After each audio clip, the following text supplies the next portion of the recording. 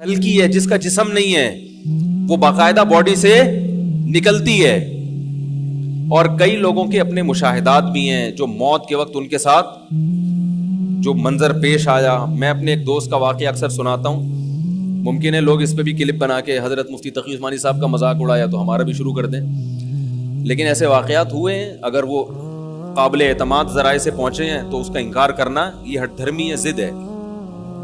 میرے ایک دوست ہیں، بہت پرانے دوست ہیں، 18 سال سے میرا خیال ہے میں ان کو جانتا ہوں. بہت پرہیزگار ہیں، ان کی پرہیزگاری پہ کوئی الحمدللہ لوگ شبہ نہیں کرتے. باقی حقیقت تو اللہ ہی جانتا ہے، کسی کے بارے میں یقینی طور پر تو نہیں کہہ سکتے، لیکن بہت نیک ہیں، ہمارے ساتھ رہے ہیں، طالب علم تھے. ان کا ایکسیڈنٹ ہوا، اور ایسا ایکسیڈنٹ ان کا ہوا کہ بچنے کی امید نہیں تھی. ہاسپٹل میں آغا خان ہاسپٹل میں ایڈمٹ ہوئے. 60 بوتلیں خون کی چڑھی ہیں ان کو، 60.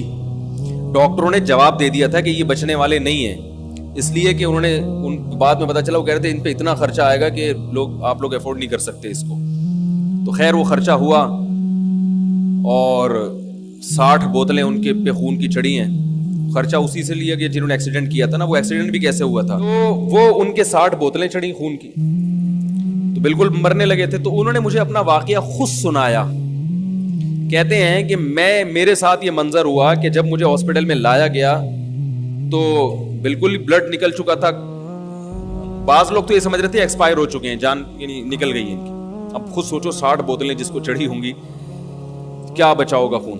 تو کہتے ہیں میں نے یہ دیکھا کہ میں لیٹا ہوا ہوں اور میرے ارد گرد میرے رشتے دار کھڑے ہوئے. وہ کھڑے ہوئے تھے حقیقت میں بھی، ان کے والدہ بھائی وغیرہ. تو کہتے ہیں میں نے یہ منظر اپنی آنکھوں سے دیکھا کہ چھت کھلی ہے اور ایک سفید لباس میں ایک بہت خوبصورت فرشتہ آیا ہے انسانی شکل میں. تو میں اپنے رشتہ داروں سے چیخ چیخ کے کہہ رہا ہوں کہ یہ میرے نلکیاں نکال دو، میری موت کا وقت آ چکا ہے. میں چیخ رہا ہوں لیکن میری آواز وہ سن نہیں رہے. ایک کیفیت انسان کی ایسی ہوتی ہے کہ جب وہ نیند اور جاگتی حالت کے درمیان میں ہوتا ہے، بالکل بٹوین میں. مجھے پتا ہے اس موقع پہ بٹوین کا لفظ استعمال نہیں کرتے ہیں، اس پہ کلپ آ جائے گا، ان کو اتنی بھی انگلش نہیں آتی. یہ میں ویسے ہی تھوڑے سے چٹنی کباب کے طور پر ایسے لفظ استعمال کرتا ہوں. وہ مجھے لوگ کہہ رہے ہوتے ہیں نا، میں درمیان میں رکھ دو، کہتے ہیں یار کیا مطلب. میں کہتا ہوں بالکل بٹوین میں رکھ دو لے جا کے. ٹھیک ہے. تو وہ جو ہے وہ کہتے ہیں کہ میں بتا رہا تھا کہ ایک حالت ہوتی ہے انسان کی، جاگتی حالت اور خواب کے درمیان میں، جہاں وہ کچھ خواب بھی دیکھ رہا ہوتا ہے اور کچھ اس زندگی سے بھی اس کا تعلق ہوتا ہے. تبھی آپ اس سے کچھ بات پوچھیں گے تو وہ جواب دے گا، مگر الٹے سیدھے جواب دے گا. غنودگی میں نا جواب دینا اس کی علامت ہے کہ وہ آپ کے سوال کو سن رہا ہے، اور غلط جواب دینا اس کی علامت ہے کہ آدھا یہاں ہے آدھا کہیں اور ہے. ایسا ہوتا ہے نا غنودگی میں.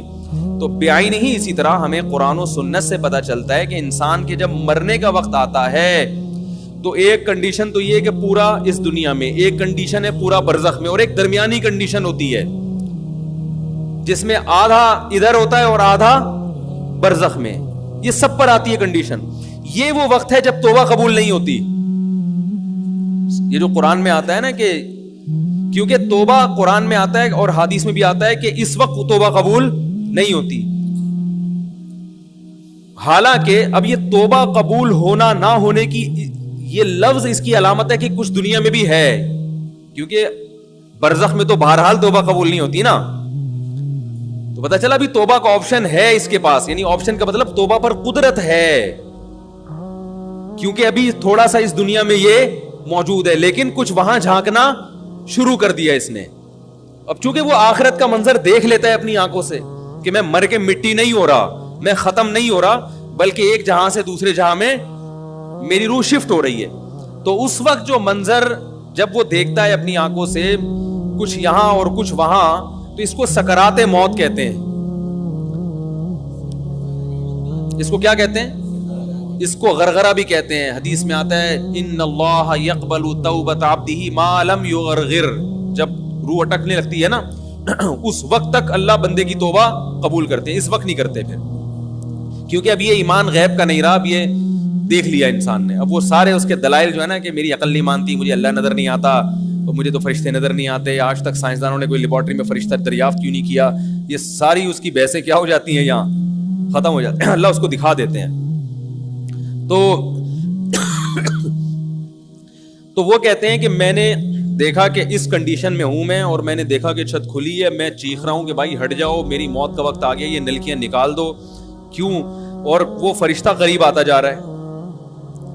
کہہ رہے وہ قریب آتے آتے آتے آتے اس میں خوشبوئیں, بڑا خوبصورت اس کا چہرہ, بڑا نورانی اس کا سفید لباس اس کا. تو کہہ رہے اب دیکھو دینداری ہے نا, تو ہر وقت اللہ کی رضا کی فکر کہ اس موقع پر کیا کرنا ہے. کہہ رہے میں سوچ رہا اس موقع پر نبی کی کیا سنت ہے. تو فوراً خیال آیا نبی صلی اللہ علیہ وسلم نے آخری عمل جو کیا تھا وہ مسواک کا کیا تھا. دیکھو اسلام میں صفائی کی کیا ویلیو ہے یار, دنیا سے جانے سے پہلے دانت صاف کر کے جا رہے ہیں بھائی. میں صفائی کی بات کر رہا تھا. تو انہوں نے کہا کہ کہتے ہیں میں نے کہا کہ بھائی فوراً کیا چاہیے, مسواک, تاکہ اب فرشتے کے یہاں تک پہنچنے سے پہلے میں کیا کر لوں, نبی صلی اللہ علیہ وسلم کی یہ سنت زندہ کر لوں, مسواک کر لوں. تو وہ کہہ رہے میں چیخ رہا ہوں, کوئی مجھے مسواک نہیں دے رہا. وہ فرشتہ آیا آیا آیا آتے آتے کہہ رہے میں اس کی ناک میری ناک کے بالکل قریب پہنچ گئی, بالکل ابھی ٹچ ہونے والی تھی کہ اس نے ایسے نیگیٹو میں سر ہلانا شروع کر دیا, نہیں ہوتے ہوتے ریورس ہو گیا, وہ چلا گیا. اور کہہ رہے میں ہوش میں آ گیا. یعنی ہوش کا مطلب میں میرے حواس مکمل کیا ہو گئے, بحال ہو گئے. تو اور یہ اور بھی بہت لوگوں کے ساتھ واقعات ہوئے ہیں. ہماری نانی اس طرح کا ایک واقعہ سنایا کرتی تھی. تو بہت لوگوں کے ساتھ ممکن ہے یہ دماغی تخیل ہو, عین ممکن ہے, لیکن ہمیں جو شریعت نے جو بتایا وہ بالکل اسی طرح بتایا کہ ایسا ہوتا ہے.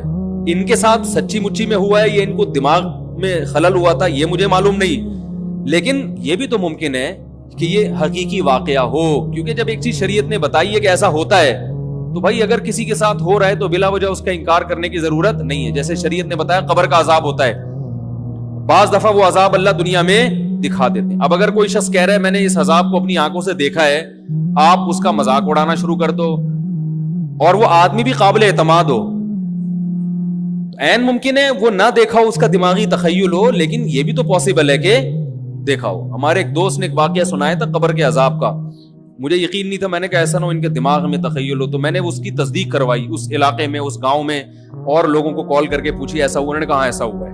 پھر مجھے یقین آیا. وہ قبر بار بار نا اس کو نکال کے باہر پھینک دیتی تھی, بندے کو ڈالتے تھے قبر میں. اس نے بہت سے علماء شہید کروائے تھے نالائق نے.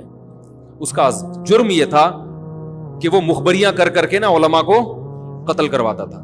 اس مخبر کے ساتھ ایسا ہوا اس گاؤں میں. جب اس کو دفنایا ہے تو چلیں اب بات آئی گئی ہے تو پورا واقعہ سنا دوں.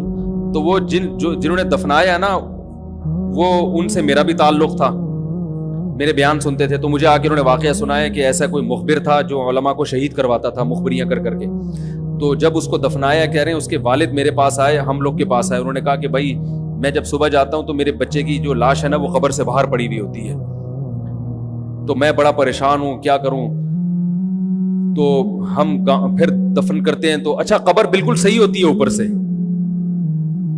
اور وہ بندہ باہر ہوتا ہے, وہ دوبارہ بند ہو جاتی ہے قبر. تو ہم بڑے پریشان ہیں, کیا کریں.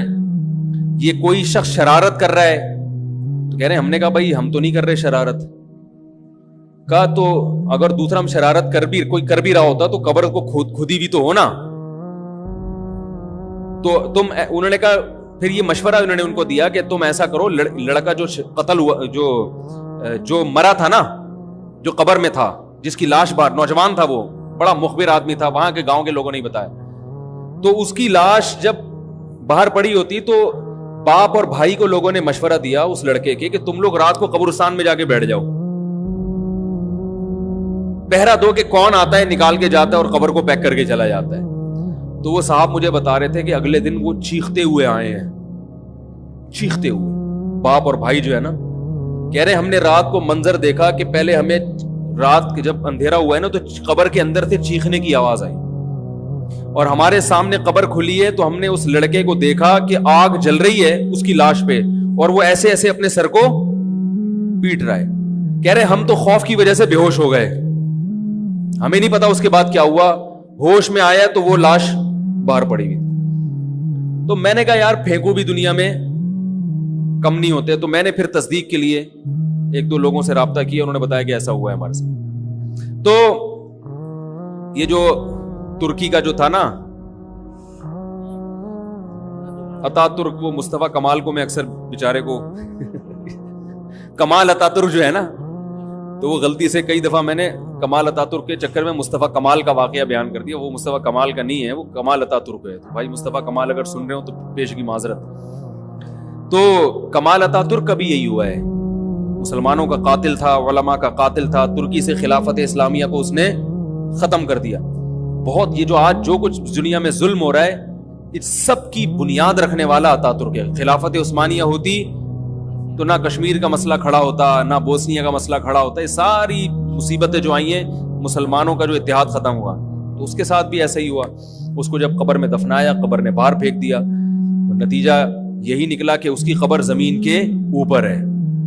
تو وہ جو اس کے فالوورز ہیں وہ کہتے ہیں دیکھو ہمارے حضرت اتنے پہنچے ہوئے ہیں کہ اوپر دفن ہے. تو جو بوڑھے بوڑھے لوگ ہیں نا ترکی کے, وہ آپ کو بتائیں گے کہ یہ محترم کو زمین نے قبول نہیں کیا, نکال کے باہر. تو بعض دفعہ قبر خود بتا دیتی ہے, بعض دفعہ. اچھا مجھے چلیں چھوڑیں, بات سے بات نکل جائے گی, وہ ہمارا موضوع رہ جائے گا. تو فرشتہ کہاں پہنچا؟ قریب, ہاں واپس چلا گیا تھا فرشتہ, ٹھیک ہے. تو وہ بالکل قریب آ کے واپس چلا گیا. تو ایسا ہوتا ہے بعض دفعہ